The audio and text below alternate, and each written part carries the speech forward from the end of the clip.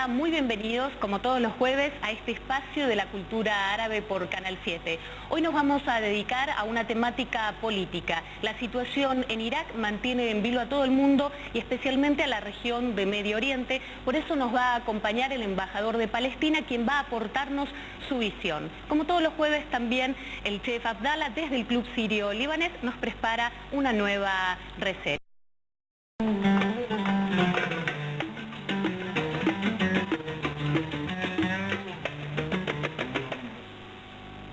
Y como te decíamos en el avance del programa, hoy estamos con el señor embajador de Palestina, Suhail Hanida Herakel. Gracias por estar con nosotros y bueno, ayudarnos a analizar la situación y a aportarnos el conocimiento que nos hace falta sobre la región. Primeramente quería preguntarle si nos puede hacer una breve reseña histórica de la situación de Palestina.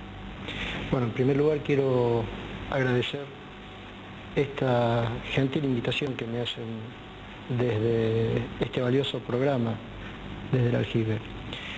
Palestina es una tierra milenaria, es una tierra prebíblica. Podemos fijarle una antigüedad de aproximadamente 10.000 años. Solo Jericó, Arija, tiene 10.000 años de ciudad organizada plena del pueblo palestino. Jerusalén, una ciudad fundada por los cananeos árabes semitas de la genealogía palestina, los jebuseos, y llamaron a Jerusalén Salem, en honor al Dios de la paz. De modo que todas las actuales ciudades palestinas, como ser Arija, es decir, Jericó, el Quds, es decir, Jerusalén, Hebrón, es decir, Al-Jalil, Tulkarem, Calquilia, Nablus, Jenin, Ramallah, Gaza, todas ciudades que figuran en la Biblia.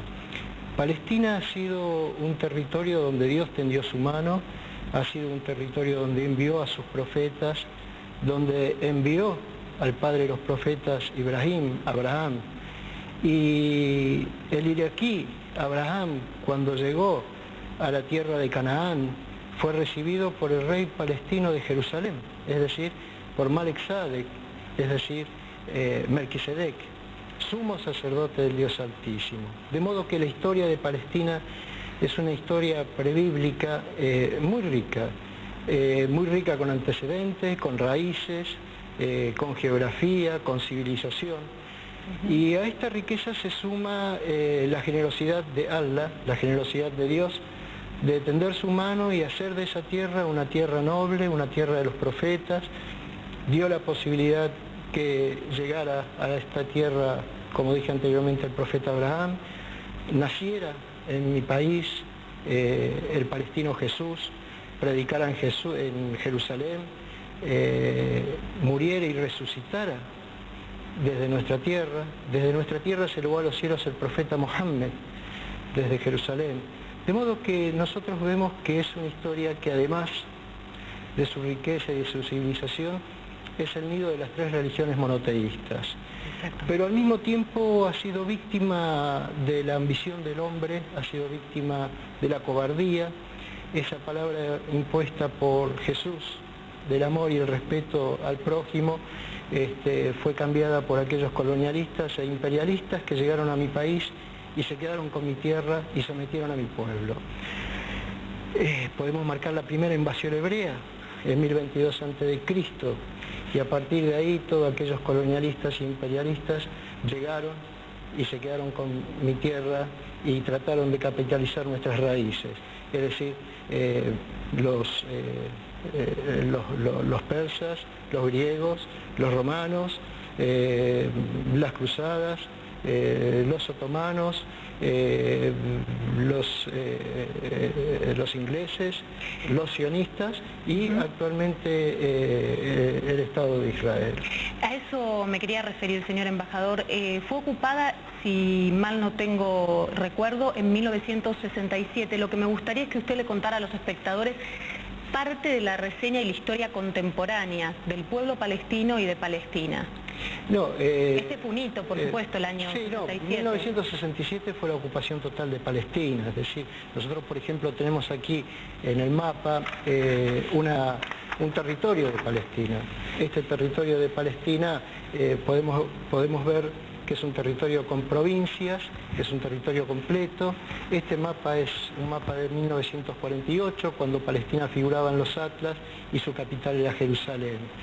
Por una determinación de Naciones Unidas en la resolución 181/2, el 29 de noviembre de 1947, determina con el voto de 33 países, Naciones Unidas no era una organización universalista para que tome semejante determinación, pero la tomó, y la tomó sin el consentimiento del pueblo palestino, y decide partir a mi país en 2 estados. Si me permite, embajador, sí. Vamos entonces a hablar después de este corte de la partición, y va a seguir explayándose y ahondando en este tema que es muy interesante para nuestros espectadores y para nosotros, por supuesto. Bueno, muchas gracias. Ya volvemos.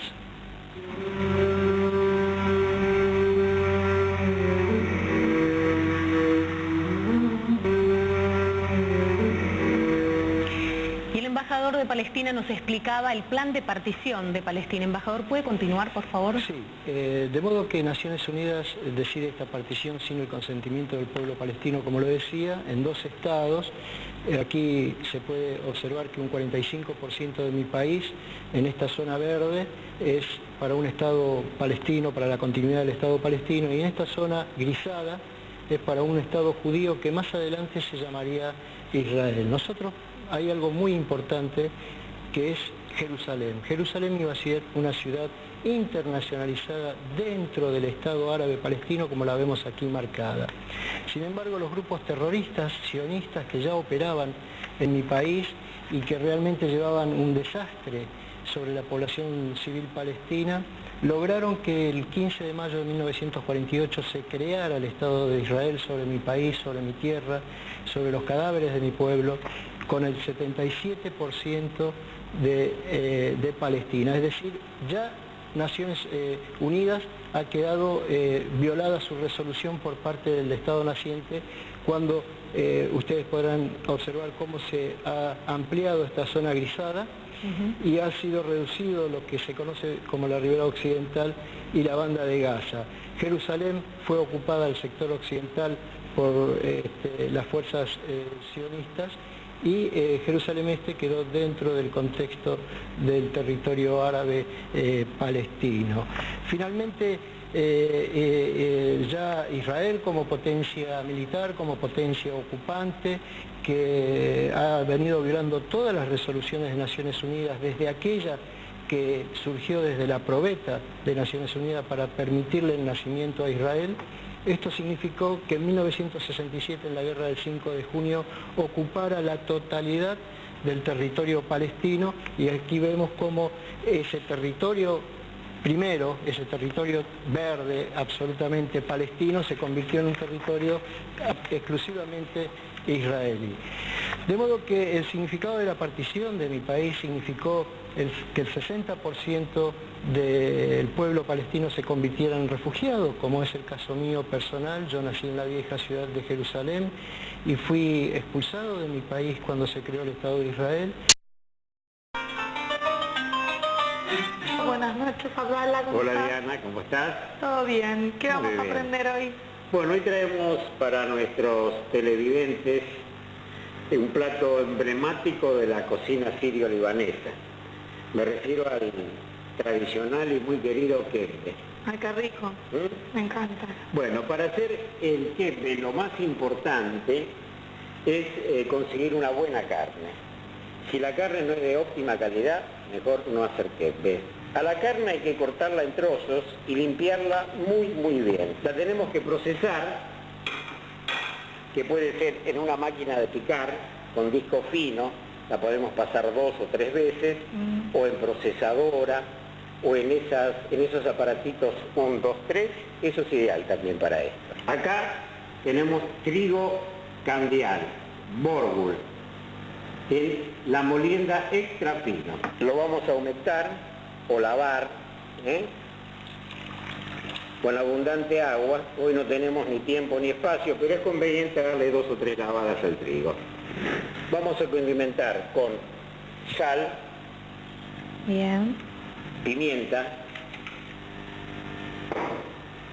Un toque de baharat, recordás que ya hemos hablado del baharat, la mezcla de 6 o 7 especias. La hemos usado también. La hemos usado para otras preparaciones. Pimentón, que le va a dar también buen sabor y color. Ají molido, el toque que necesita de picor. Y un clásico de la cocina árabe, el comino. Bueno, mezclamos la carne con las especias para que ya vaya tomando el sabor, para que se vaya amalgamando. Y ahora sí, volvemos al trigo. Lo vamos a escurrir, ¿eh? Lo apretamos en este caso con mis manos. ¿Y sabés lo que es ideal, Diana? A ver, contame. Ir amasándola con agua helada, ¿eh? La preparación, mojarse las manos en un bol con agua helada y amasar durante mucho tiempo. Casi nadie lo usa, es una invención mía, en mi cocina lo uso. Hago una especie de jugo o licuado de cebolla, morrón rojo y tomate maduro, ¿eh? Luego lo cuelo muy bien y se lo agrego a nuestro quepe. Bueno, lo ponemos entonces en nuestro plato para servir o fuente. Le vamos a hacer unas rayitas con un tenedor. Le vamos a poner un poquitito de nueces o almendras. Y sí, el infaltable, aceite de oliva. Aceite de oliva. Digamos, no existe quepe sin aceite de oliva. Espero que disfruten la receta. Muchas gracias. Gracias amigos y hasta la semana que viene.